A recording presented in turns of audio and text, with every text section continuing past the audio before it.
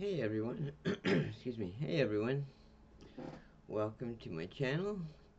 If you don't know me, my name is John Clayton. I'm a recovering drug addict and alcoholic, and I've been clean and sober since February 21st, 2021. And yeah, it's good to see you all. We're carrying on to the next personal story out of the basic text, which is called Sandwich. A simple act of kindness showed this Dutch addict that he belonged in Narcotics Anonymous. He worked through his fears, that a relationship with God would be barred to him because he is a guy, and learned to trust the power of love.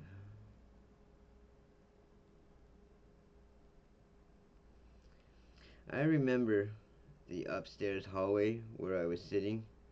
I looked at the woodwork of the stairs and thought it would hold a rope. I also knew that I would not do anything to die, even though I did not want to go on. I looked in the phone book for a helpline. I called and talked to a man. He said I could meet him for coffee and that I did not have to say anything. But if I wanted to, I could. I went to see him and tried to keep my sadness inside. I drank a cup of coffee and was glad I wasn't at home, where the walls were closing in on me. The man told me about the meetings he went to, and and asked if I wanted to join him. I wanted to. I did not want to be alone. Before the meeting, we went to his house. He understood, or maybe I told him that I had not eaten in a few days. He made me a sandwich. That impressed me. I had done things against my conscience. I had lied, I had manipulated, and worse, I had used violence. I wasn't worth it, and still, that man was there for me. He took me to my first meeting. I don't remember what was said, even though several people spoke to me. I knew I cried. I remember the warmth I felt when I was with those people. I felt I shared something with them. I felt I belonged, that I belonged to them. I had never felt anything like that. I had always felt different with everybody, even my family. We lived in a village, but we weren't born there, and the people spoke a strange dialect. I went to a different school than the kids from my block. I did not have real friends, and my older brother died when I was in elementary school. My parents were always fighting, and I was ashamed. I often fled to the house with my mother. After a few hours, my father would find us and bring us back. When I was young, I learned that for adults, yelling, fighting, using, and running away were normal ways to deal with problems. I was a smart and sensitive boy with an unsafe start in life.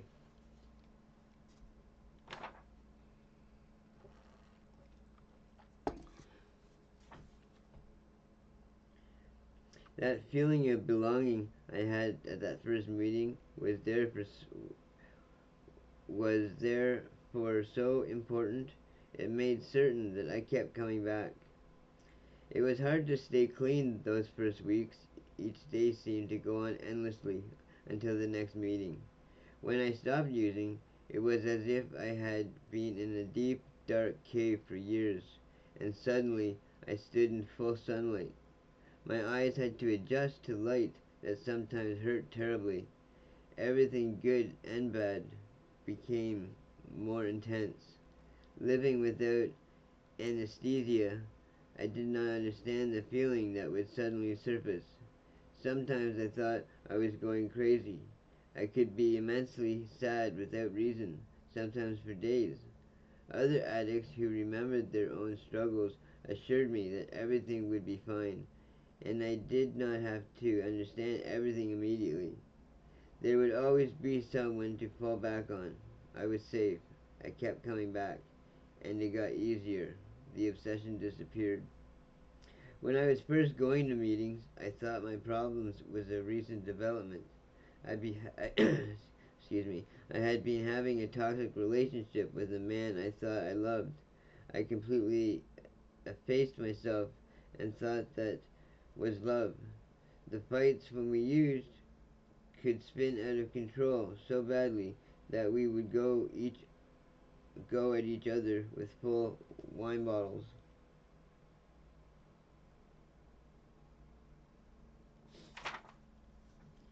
But as I opened my eyes to my own reality, I started to see that my problems dated much farther back.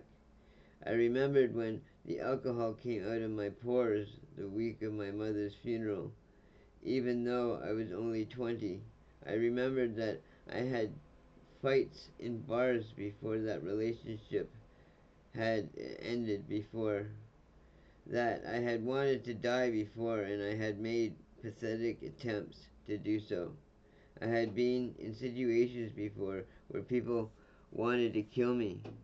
This wasn't the first time I had been through any of this, but I had always tried to find my salvation in drugs, obsessive, obsessive sex relationships, smoking, etc.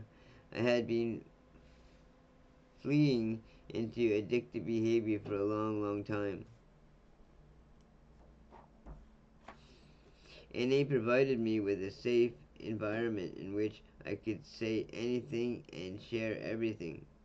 This security enabled me to look beyond the last couple of years to see patterns that I had been there for decades. When things got out of hand, I had always thought that it was the result of some outside force. I was intelligent. I still had my house and job. It could not be that bad. If only people would see me for what I was worth. If only I lived or worked somewhere else. If only the weather were nicer. It only, if only there had been no military service. If only my brother had lived, or my mother. If, if, if only I was not addicted. I had my reasons. I was a victim. I learned to recognize feelings. The safe environment of NA gave me the chance to face my own fear. My fear was deep and deeply hidden. Fear that I wouldn't amount to anything. Fear of being deserted. Fear of emptiness. I couldn't find this fear by myself. I couldn't even name it. Old feelings of emptiness and loneliness can still take hold of me. But NA's 12 steps and the people in the program, who I love so much, have shown me another way. The security and solidarity that I get from the program gave me room to breathe. It gave me freedom of choice. I don't have to respond to situations the way I did before. At first, I did not like the word God.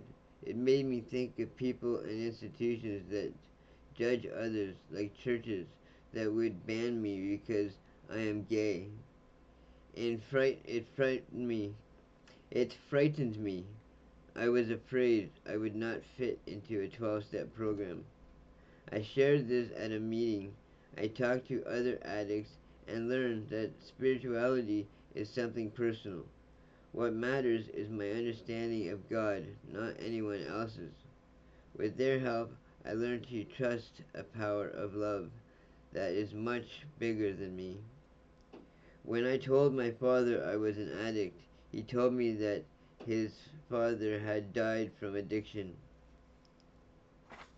My grandfather was apparently not the bohemian from the family stories. He was an addict. As a young boy, my father had to go to the pub to beg him for money for the household. That man died from alcohol after he left his wife and kids in poverty. Out of shame, my father had never told that to anyone. Learning his secret gave me more compassion for my father and more compassion for myself. I have a disease that has occurred in my family several times. I did not choose to be addicted. I am unable to take the disease away, and other people, whether or not they are addicts, have their stories. Beginning to see how powerless I am and getting more understanding for the powerlessness of others allowed me to breathe again, and has given me the space to find more good in myself and others. When my father died, I was able to be there for his widow and others. As a mature man who could be a support, I didn't have to approve. I I don't have to prove of what I have done or what others did, but I get more and more freedom to entangle myself from a negative past, negative behavior, and negative thoughts. This has made my life extremely more beautiful. I don't have to be overwhelmed by feelings anymore.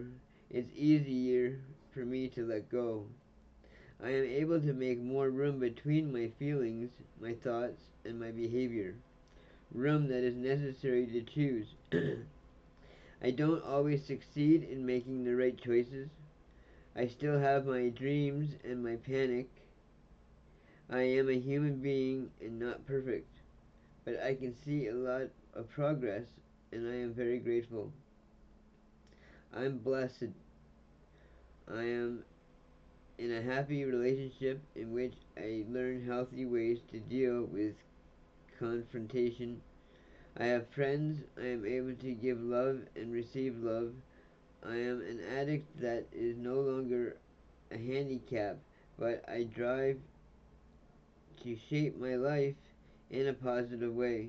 So much has changed since the day when I wanted to die and the man showed me I was worth caring about. I didn't even feel worthy of the sandwich he made me, but I did feel like I belonged in ease in NA, and I do. It is important for me to remain watchful. The disease is here and will remain. So my recovery should continue as well. I learn more and more to trust the endless love and power that lie in spirituality of the program. I am no longer a victim of others or of myself. I don't have to use anymore, no matter what happens. I am responsible for my recovery. If I fall back into old feelings of self-pity, then I have the means to deal with it. I am not alone. I have people to support me when I ask for it. When I have a moment of despair, there will always be someone to talk to. It's not always going well, but it is always getting better. Wow, that was a good story too. They always hit me so emotionally. I mean, it's not a bad thing. Definitely helps my body release any excess fluids. Not that I need to lose any more fluids in my body. It's not like I'm not dehydrated enough as it is. Yeah, that wow, that was it. That was a good story. Thank you everybody for joining me today. I appreciate every one of you. I did have something more that I wanted to say, but once again, my mind went blank. I'm hoping over time that will slowly get better too. That, I mean, since I have been clean and sober, I mean, my memory definitely has gotten better, but it still goes blank sometimes when I need it the most. It seems to go blank. You know, like I'll walk into a room for something, and as soon as I walk into the room, for the life of me, do you think I can remember what I walked into that room for? And sometimes, maybe days later, it might come to me, oh, that's what I was wanting. And it'd be something silly or something simple. Yeah. Anyway, again, I appreciate every one of you. It would be cool if you want to hit like or subscribe. Um, if nobody's told you today that they love you, well, I love you. And just thank you for being you. That's all I can say. We'll see you all again real soon. Bye for now.